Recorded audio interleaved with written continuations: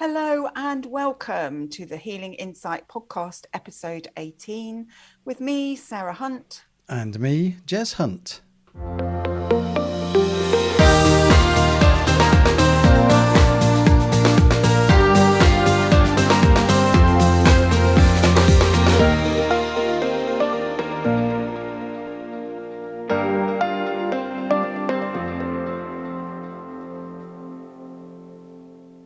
So here we are again with yet another interesting topic today, Jay. How are you doing? I'm very well, thank you. Yes. They're all interesting topics because it'd be really interesting not to do an interesting topic, wouldn't it? It'd be challenging to do a challenging topic instead of an interesting topic. Goodness me. Well, it's like that saying, oh yeah, I'm going on holiday. Oh, you're going anywhere nice? No, I'm actually going to go to a place that's really rubbish.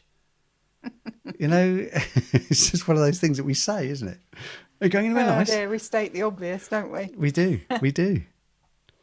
So today we're discussing perception, which kind of goes in nicely with your comments. So I'm going to pass it straight over to you. Here we go again.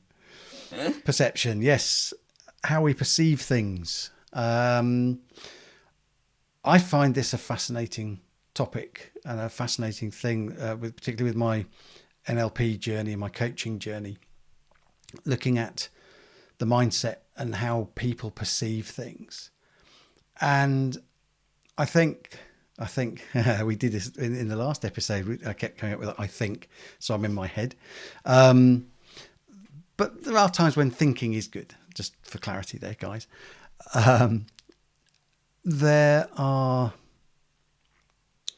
So what we perceive, what we understand to be our truth, again, something we talked about briefly in the last episode, what's right for us doesn't necessarily resonate or be right for somebody else. So our perception of something is not necessarily everybody else's perception of that same thing. And I don't know if you remember this, and I can't even remember exactly what the thing we were talking about, but at Mum's funeral, which was the last time us four kids were together in a room, but we were having a conversation about something that happened when we were kids. And what I don't remember what the episode or the situation was that we were talking about.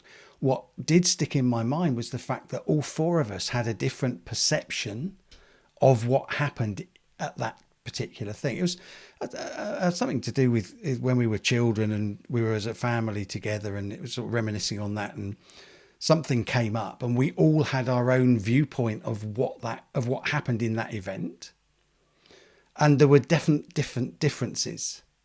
Yeah. And that's down to perception, I believe. Yes, I would agree with you. And perception to me comes from reference points.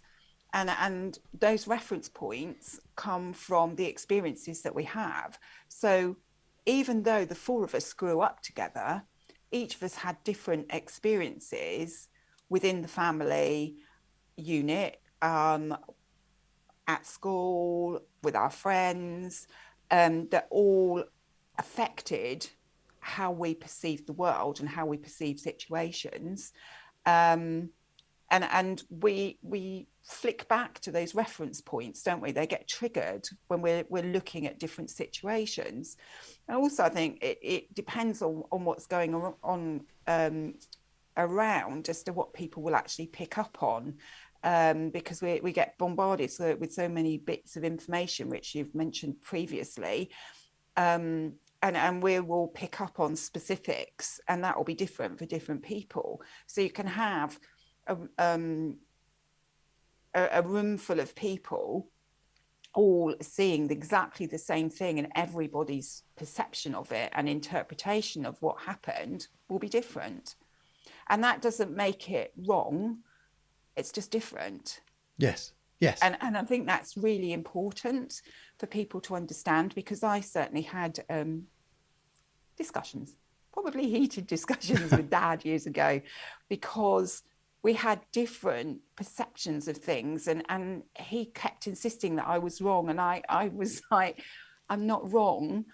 I just have a different perception because I've had a different journey to you. And so I look at things from a slightly different angle, a different way of looking at things to the way that you do. And that's not wrong. That's just different. And that's okay. And I think that's really important for people to understand that we are all going to have different perceptions of situations, of ourselves, of other people. And it's linked to experiences that we've had previously, which so memories might get triggered, which then affect the way that we perceive things.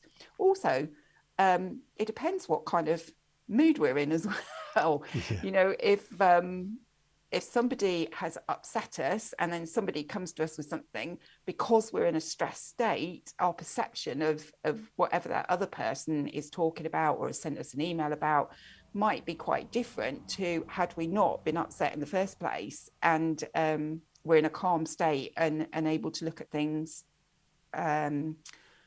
differently. So perception can be affected by other things that are going on around us. Yeah, that's a very important point, and something that I feel is misunderstood in terms of, you know, it's okay for you and me to have a difference of opinion, for me and anyone else to have a difference of opinion, a different perception on something. It doesn't make either of us wrong. It just means that we disagree on our view of a particular thing.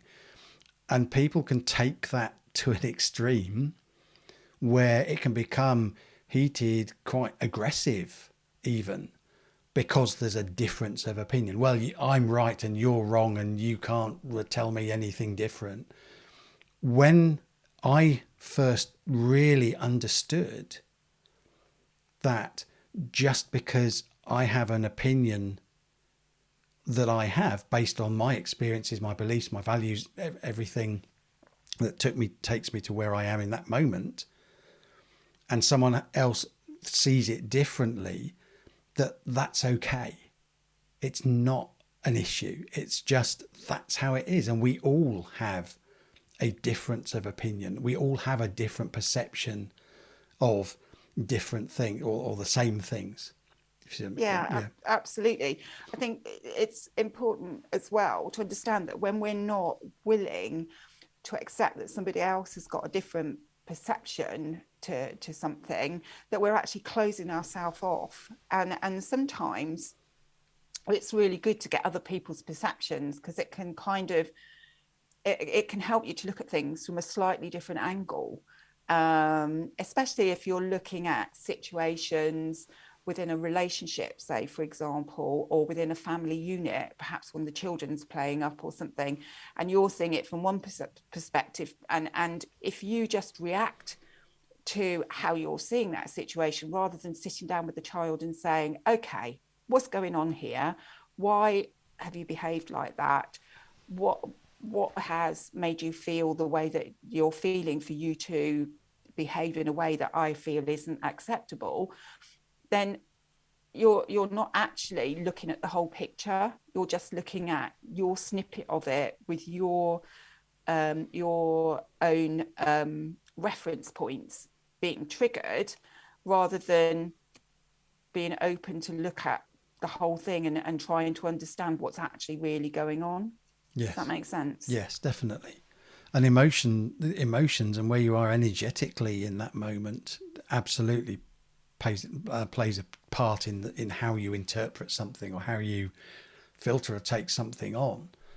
So being aware of where you are energetically, particularly if something, so if two people are having a discussion and one of them's triggering the other because they're saying, well, I'm right and you're wrong, and just being aware of where you are emotionally in that conversation, if you're being triggered, and just calming yourself down and taking that step back. It goes back to something we've talked about multiple times, is reaction versus response. So reacting versus responding. So take that step back, even if it is just a split second, but take that step back and just respond to it. Take a moment to, okay, maybe the other person has got a point. Maybe there's something that I need to learn here. Because we resist things that are outside our comfort zone, and we get very comfortable with our view of the world, our perceptions. And when someone comes along and rocks that, someone comes along and shakes that up for us, it can be very easy just to stay within our comfort zone and go on the defensive as well. I'm right and you're wrong, rather than, okay, let's just stretch my comfort zone a little bit here. What if they are right? What if something about what they're saying is actually right? But it's that journey that helps us grow, that helps us be better people, helps us further along our journey to find our true selves and our purpose. And without those stretching of the comfort zone, without getting uncomfortable, we would never progress in the way that we do.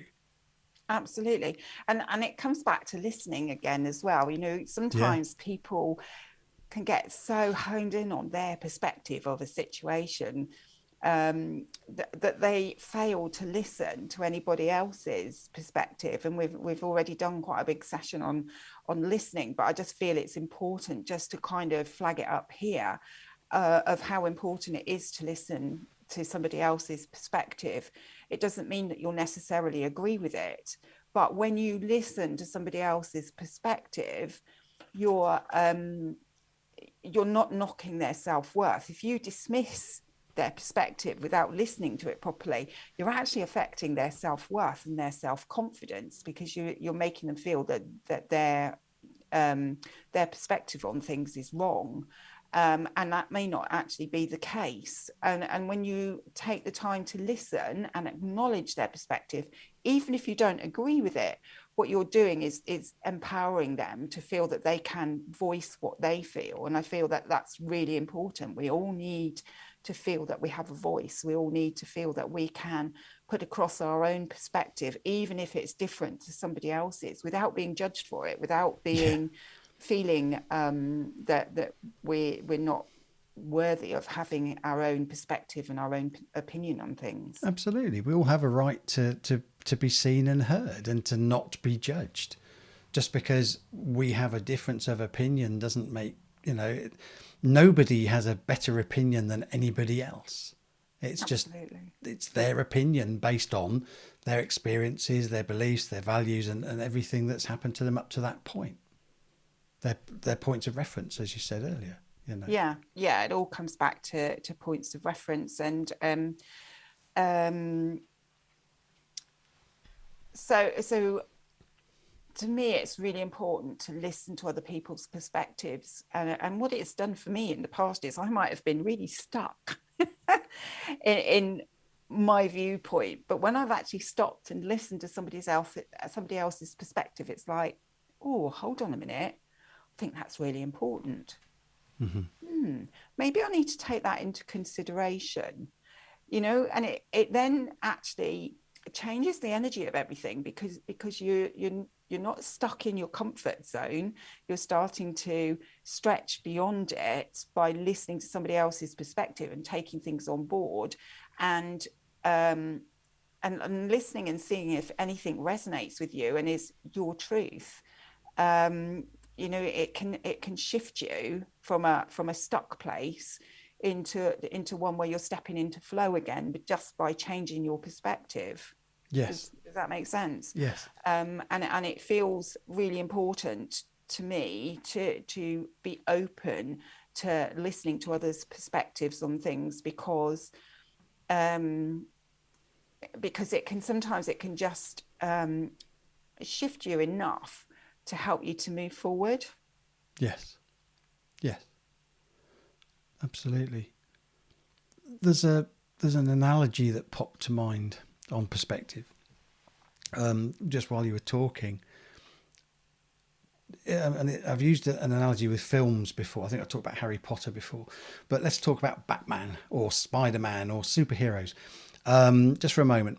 And this will make sense, I hope. So over the years, I've watched various Batman films, and we've had the Christopher Nolan director. He went very dark and very sinister and very sort of that Batman was struggling with his own stuff as well as dealing with the criminals. Okay. Then you've got the light-hearted sort of Batman that was portrayed by Now I'm trying to think of the actor. It'll come to me in a minute. So we've had different actors playing the same character, but with completely different tones around the film. So some of them are light-hearted and fun and happy, and it's a big joke, and others are dark and sinister and that sort of thing. But that is just the director's perception of how he wants to portray the character of Batman, or explore a different angle that could possibly be in that universe of Batman to the audience. It doesn't mean that any particular film is right or wrong in portraying Batman. It's the perception. Yes. So you've got, I don't know, 5, 10, 15, 20 different films of Batman. None of them are right, none of them are wrong, or none of them are wrong. They're all right in their own way because of the perception of the director and the people and the script writers that got together to decide that this is how we want to show this angle of Batman that hasn't been done before, or we want to take a different take on it, or whatever. And it's the same with Spider-Man. You look at any of these films where there's been Superman, Spider-Man, where they've done multiple versions over the years. There's different takes on it, but it's the same character, the same scenarios, different criminals maybe, but it's still the same Spider-Man universe or Batman universe. Does that make any sense? Absolutely. It does to no, me. You're right. It is just different perspectives on it, isn't it? And it's a similar thing, isn't it? When an accident occurs and a policeman comes to take a statement, he'll take a statement from maybe half a dozen people that were either involved or witnessed that accident, and no one statement will be wrong. They're all right, but they need to look at all of them to get a good understanding of what probably happened, rather than just he said, she said. That makes sense. Yeah, they look for commonality. So if everyone says it was a blue car, chances are it was a blue car. If you've got people saying, well, it was a black car or a blue car or a dark brown car, then, okay, they might be able to take, well, it's a dark car rather than a light car, but they wouldn't necessarily be able to narrow it down in colour. So they look for common things. So, yeah, it's, again, it's not that anything's wrong or anyone's necessarily misled. It's just that's their perception, that's their understanding of what they remember happening based on everything we've said before, experiences, beliefs, values, but also their filtering. Like you said before, we've got all these millions of bits of information that we have to filter out for our brain to make sense and consciously deal with it. Then we will filter out stuff naturally. So it just depends on where we are in that particular moment as to what we actually remember, don't remember, and how we remember it. Doesn't make it wrong. No, it's just our perspective, isn't it? I feel too as well that the perspective on things can come from learned behavior as well, and it's when you kind of stop and think about it that you might change your perspective. And I remember one of our brothers saying to me years ago, we are our parents until we stop and think. Yes. It's like, oh, that's very profound. But actually, there's been occasions when certainly when I was younger with the children, where I was dealing with things from a particular perspective. And when I stopped, I was like, oh my goodness, I just sound like mum, or I sound like dad. Hang on a minute. Am I dealing with this in the right way? Or am I just following a perspective that's been given to me as learned behavior? Rather than taking a step back and looking at the whole scenario. Yeah, it's a very interesting perception. Yeah, and I do feel that sometimes our perception is coloured by the way that we've learned things, or the way that things have been shown to us within the family unit, particularly within the family unit, and we can end up having very specific perspectives on things, or then you have a perspective, and then you go off and you leave home and you go off and do your own thing, and that shifts your perspective greatly, because suddenly you've had other experiences and you start to see things in different ways, and that then can kind of make you stop and think and look at the things that you've learned in your formative years and going on into adulthood, and whether they are right for you now, because if your perspective has changed, it might actually change the way you look at everything. Yeah, if it changes your perception. So, for example, growing up, two kids growing up, same environment, go to the same school. One kid comes from a family where it's all hand me down, second hand clothes, money's tight, food on the table, whatever's fine. But and then you've got the other kid where dad's a millionaire, they live in a big house, dad drives a Jaguar and a Range Rover, and they've got like 10 cars or whatever, a big swimming pool. Kid from the rich family believes that his perception is that money's just there and he can have whatever he wants, and anytime he wants anything, daddy buys it for him. The other kids, their money's tight, it's a struggle to get money, you have to work hard to get money doesn't, it's two different perceptions of exactly the same thing. Neither's wrong. Yes, but what they do is create belief systems. Yes. And then you'll have one child with the belief system that money's always there, and so they won't have any difficulty with actually manifesting that, whereas you'll have another child who, because of that, they will end up in a state of poverty consciousness, and so they'll believe that they've got to work hard, they'll believe that money's hard to come by, they'll believe that they never have enough for everything that they want, and so they'll create that. Yes. So it's so important to become aware of your perspective on things and look at your belief systems and see if they actually marry up, or whether there's something that you need to be looking at that will help you to change your beliefs just by changing your perspective on things. Yeah. And changing your perception about something, changing your perspective on something is actually, it's very doable. All of our beliefs are learnt behaviour. So, we're not born with fixed beliefs about money or about love or about abandonment or whatever. These are all learned things that we learn. Like you said, from initial years, it'll be from family, from parents, from siblings, and then school peers, then it'll be teachers, authority figures, governments, society, as we go through life. If we can learn it as a child, as a story, then we can rewrite that story. So a lot of the work I do in coaching is rewriting, helping people rewrite their stories, understand and rewrite their stories. Yeah, and a lot of the work that I do is clearing the energy of it. Yes.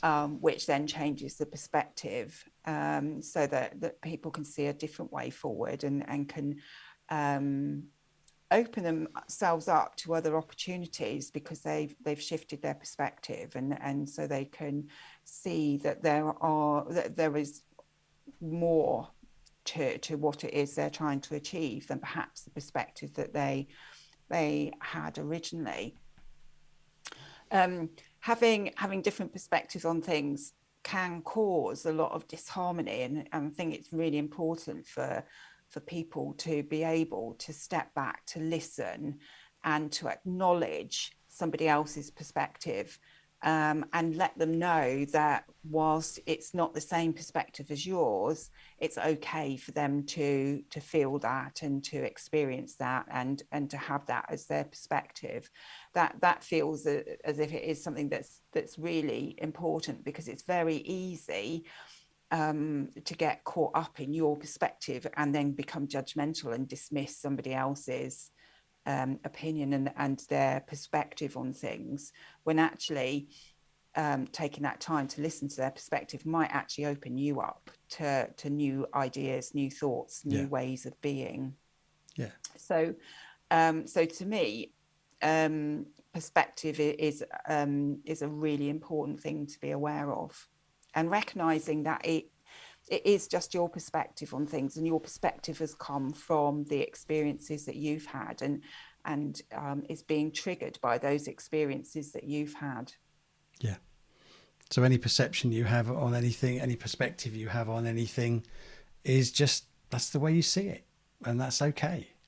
Yeah. You know. Cool. Well, that was an interesting and deep one this time. I think a little bit deeper. Feel like that. Hopefully, it's given the listeners some thoughts about perspective and the importance of recognizing that we all have our own perspective, and that's okay. So, yeah, I think that's kind of where we're at with this one for today. I think so. And if any of the listeners have any questions at all about perception or perspective or any of the other topics of any of the other podcasts, then please do get in touch either with Sarah or me. And we would love to, answer any questions that you might have. So details are in the show notes. Okay. So on that note, it's goodbye from me. And it's a very perspective goodbye from me. And from him, just for clarity. Bye.